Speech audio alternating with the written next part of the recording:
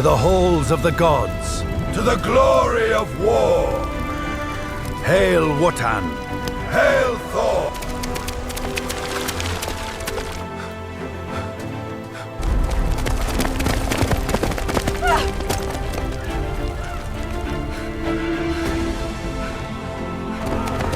What is happening?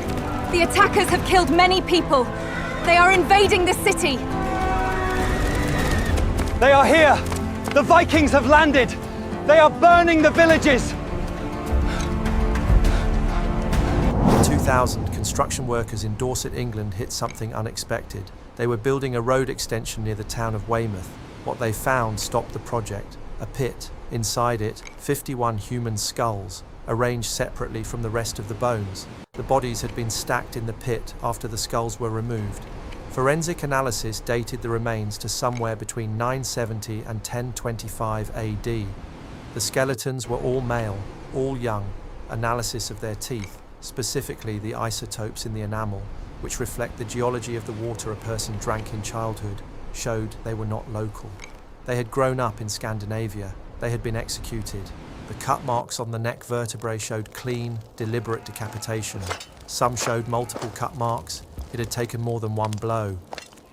51 men, executed together, their heads removed and placed separately, as if the people who killed them wanted to make absolutely certain something was communicated by the act beyond the deaths themselves. This was not a battlefield, this was a statement, and it is one small fragment of a conflict so prolonged, so brutal, and so consequential for what Britain eventually became that it occupies almost no space in popular historical memory. The Viking Age in Britain lasted over 250 years. What happened during those years, the actual violence, the social destruction, the demographic transformation, the periods of near-complete conquest, makes the popular image of horned helmet raiders on longships look like a children's illustration of something that was genuinely horrific to live through. The world before the raids, what existed first. Before the first longship appeared off the British coast, Britain was not a unified kingdom. It was a collection of competing Anglo-Saxon kingdoms, Northumbria in the north, Mercia in the Midlands, East Anglia in the east, Wessex in the south, each with its own king, its own aristocracy, its own political relationships with neighbours that oscillated between alliance and war. The kingdoms were Christian, had been for roughly 2 centuries by the time the raids began. Monasteries had become the centres of learning, of manuscript production, of accumulated wealth. Lindisfarne off the Northumbrian coast, Jarrow, Iona off the Scottish coast. Places where monks copied scripture and gospel books, where metalwork of extraordinary quality was produced, where libraries existed that had no equivalent anywhere else in Britain. The monasteries were also almost perfectly designed as targets. Wealthy, accumulated portable goods, gold, silver, jewelled reliquaries, altar vessels, located on coastlines or riverbanks for the practical reason that water was the easiest transport route in a world without paved roads, inhabited by unarmed men whose vocation explicitly precluded violence. When the first Scandinavian raiders appeared, they found a coastline dotted with wealthy, undefended institutions whose inhabitants could not fight back. The beginning, Lindisfarne and what it meant.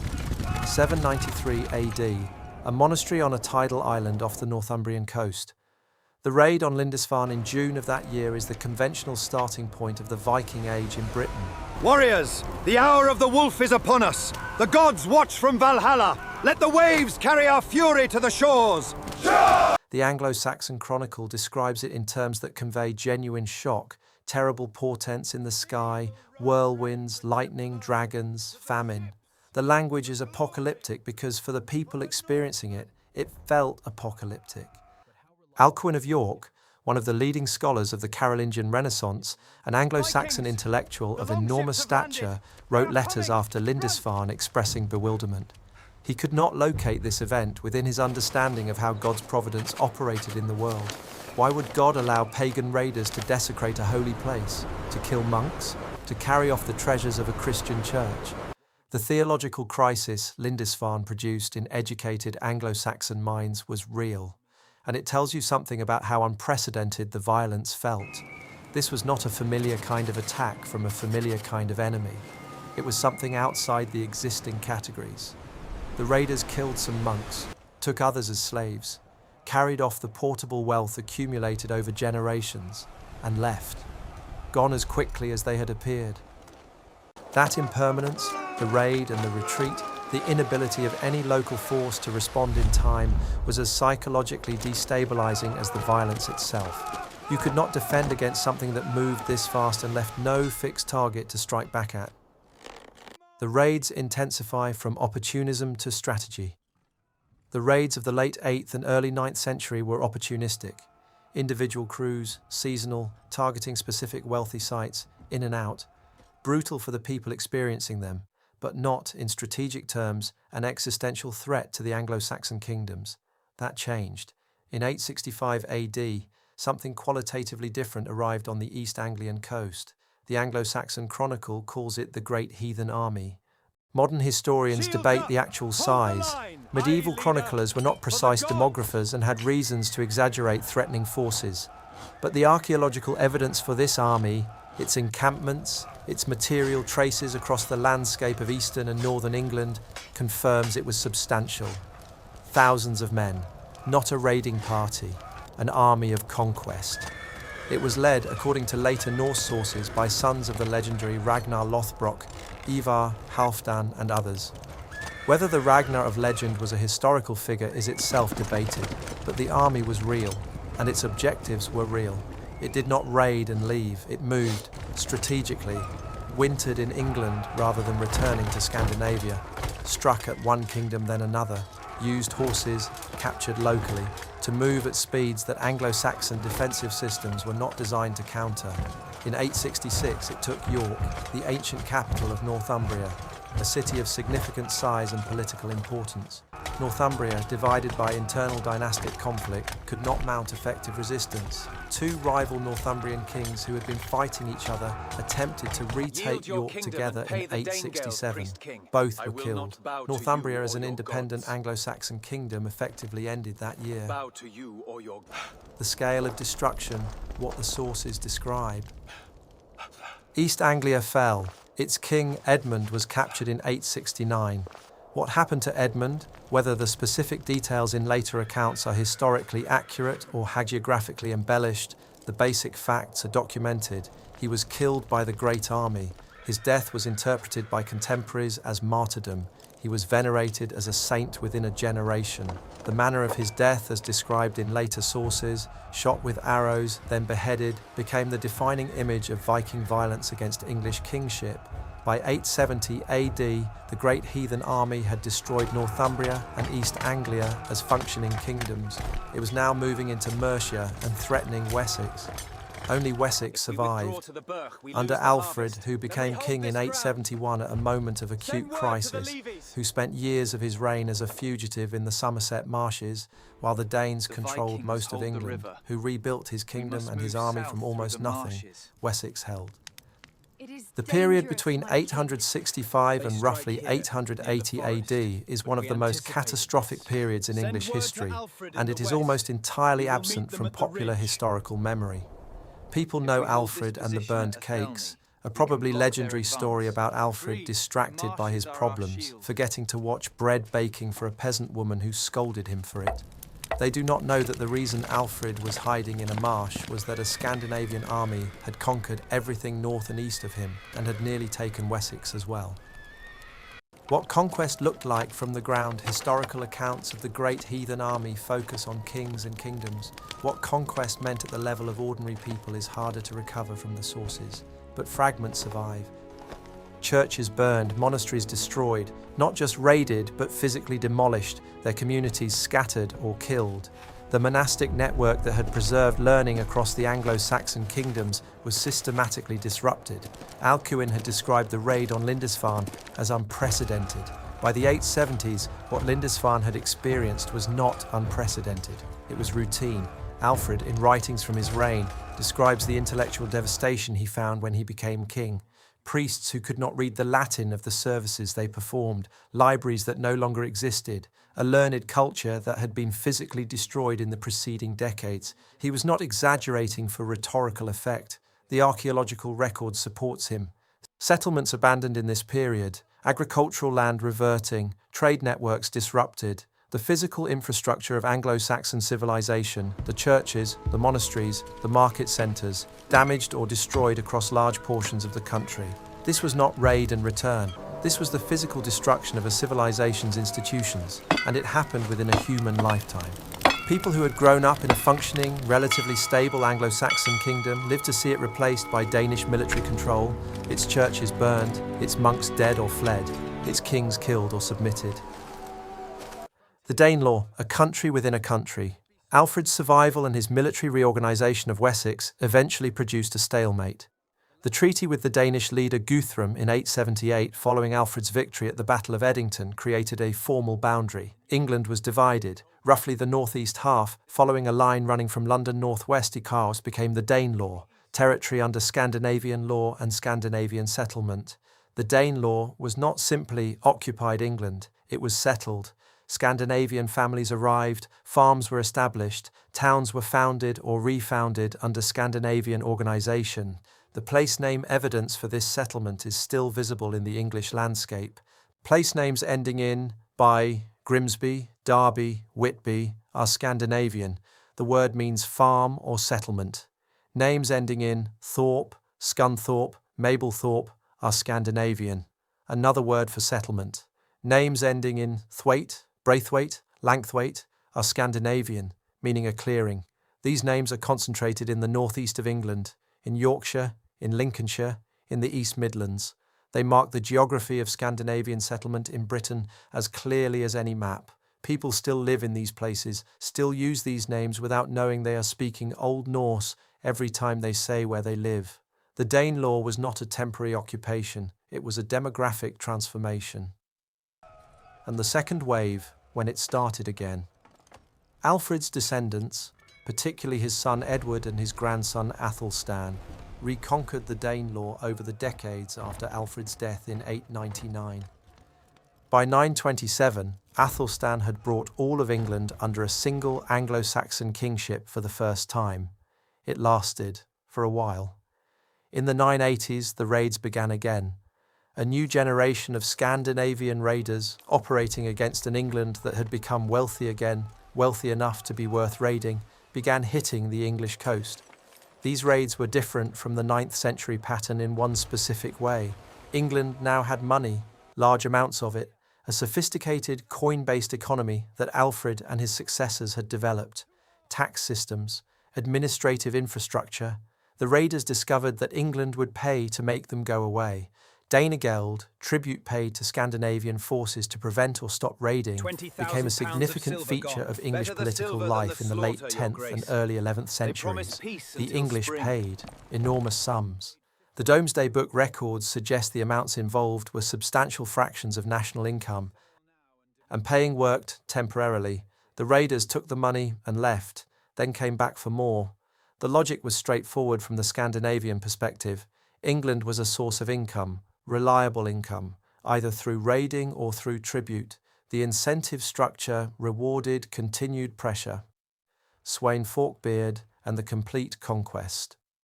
In 1013, a Danish king named Sweyn Forkbeard invaded England with a properly organised military force, not a raiding army, a conquest army. He moved through the country with a speed and decisiveness that the English king, Ethelred, later called Unready, a nickname meaning poorly counselled rather than unprepared, could not effectively counter. English submission came rapidly. Sweyn was recognised as King of England before the end of 1013. Ethelred fled to Normandy. England, 220 years after Lindisfarne, had been completely conquered by a Scandinavian king. Sweyn died in February 1014. His son Cnut continued the campaign. After a period of renewed Anglo-Saxon resistance under Ethelred's son Edmund Ironside, who fought Cnut's forces through 1016 in a series of battles that the sources describe as intense and costly, Edmund died in November 1016. Cnut became King of England. He ruled it by most historical assessments effectively and in some ways well. He converted sincerely to Christianity, maintained English legal traditions, integrated himself and his Danish followers into the existing English aristocratic structure rather than replacing it wholesale. But he was a Danish king. England, between 1016 and 1042, was part of a North Sea empire ruled from Scandinavia. The English kingship that Alfred had rebuilt from the Somerset marshes had been taken by the people Alfred had spent his reign fighting. The demographic reality, what 2 centuries did. 250 years of Scandinavian contact, raiding, conquest, settlement, rule, left marks on Britain that went far deeper than political change. The genetic evidence is now significant. Modern population genetic studies of British DNA, large-scale studies conducted in the early 21st century, show Scandinavian genetic contribution concentrated in the regions of historical Scandinavian settlement: Yorkshire, the East Midlands, the North East, the Scottish Northern Isles. In some areas of the former Danelaw, Scandinavian genetic contribution to the modern population is estimated at 10 to 15%. That is not a raiding party's genetic footprint, that is settlement, families, generations. The linguistic contribution is equally significant. Hundreds of common English words derive from Old Norse. Not specialist vocabulary, core vocabulary: sky, knife, window, husband, egg, ugly, awkward, die, gave, take, call. These are not borrowings of the kind that happen when cultures trade exotic goods and need new words for them. These are borrowings that happen when 2 languages exist in the same space for long enough that they blend at the level of everyday speech. The English language exists in its current form partly because Old English and Old Norse speakers lived alongside each other in the Danelaw for generations. The violence that doesn't appear in textbooks returned to the pit in Dorset. 51 Scandinavian men executed and decapitated, buried in a pit that was not found for 1,000 years. They are believed to have been captured during one of the military campaigns of the late 10th or early 11th century, executed by English forces, their heads removed as a deliberate act beyond the killing itself. This was not exceptional behaviour for the period. Both sides of the Anglo-Scandinavian conflict produced violence of this character. The St. Brice's Day massacre of 1002 is one of the most documented atrocities of the period. Ethelred, responding to intelligence about a Danish plot, ordered the killing of all Danes in England on November 13, 1002. The order was carried out in at least some locations. In Oxford, a group of Danes took shelter in St. Fridswide's church. It was set on fire. They died inside it. The burning was confirmed by a royal charter issued shortly afterward, acknowledging the church's destruction and ordering its rebuilding. Gunhild, reportedly a sister of Sweyn Forkbeard, though the identification is debated, was among those killed. Some historians believe the St. Brice's Day massacre was a direct cause of Sweyn's intensified campaigns against England in the following years. The violence ran in both directions across this entire period. Monasteries burned by Scandinavian raiders, Danes massacred by English royal order, executed captives in pits in Dorset, monks killed on tidal islands, 250 years of it, in a country whose popular history presents this period primarily through Alfred and his burned cakes. What it produced, the England that emerged. The England that existed on the morning of October 14th, 1066, the day of the Battle of Hastings, was the product of everything described in this script. It was a country whose northern and eastern regions had been demographically transformed by Scandinavian settlement, whose language carried hundreds of Old Norse words embedded in its everyday vocabulary, whose aristocracy included families of Scandinavian descent who had been in England long enough to think of themselves as English. The last king killed at Hastings, Harold Godwinson, was himself descended from a Danish family that had risen to prominence during the Cnut period. The Norman conquest that followed Hastings brought yet another layer of external conquest and cultural transformation to a country that had already been through 250 years of it. England's history is often taught as a story of continuity, of something essentially English persisting through external pressures. The actual history is almost the opposite. It is a story of repeated, violent demographic transformation, of populations replaced, supplemented, blended, of languages mixed, of institutions destroyed and rebuilt, of kingdoms erased and new ones built on the rubble. The bloodiest conflict hidden in Britain's ancient past was not a single battle. It was a process, 2.5 centuries of it. Ending lands on the landscape. The place names are still there. Whitby, Grimsby, Derby, Scunthorpe, Braithwaite. People live in these places, work in these places, grow up in these places, without knowing they are surrounded daily by the linguistic residue of a 250-year conflict that shaped the country they inhabit. The genes are still there too. Somewhere in the DNA of people living in Yorkshire and Lincolnshire and the Scottish Northern Isles, the Scandinavian settlers of the Danelaw are still present, diluted across 40 generations, but measurable. And under a road in Dorset, 51 men whose names nobody recorded were buried in a pit for 1,000 years before anyone found them. They came from Scandinavia. They died in England. Their heads were removed and placed separately from their bodies. We do not know their names. We do not know exactly which campaign they died in. We do not know who gave the order for the decapitation. We know they were young. We know they died together. We know they are still here in a museum in Dorset, waiting for the history they belong to be taken as seriously as it deserves. Britain's ancient past was not quiet. It was not the foundation of peaceful continuity that the popular version suggests. It was brutal, repeated, transformative in ways still visible in the landscape, in the language, in the genetics of the people who live there now, and almost none of it appears in the version most people learned. If this is the history underneath the history you were taught, subscribe. The buried version is almost always the more important one.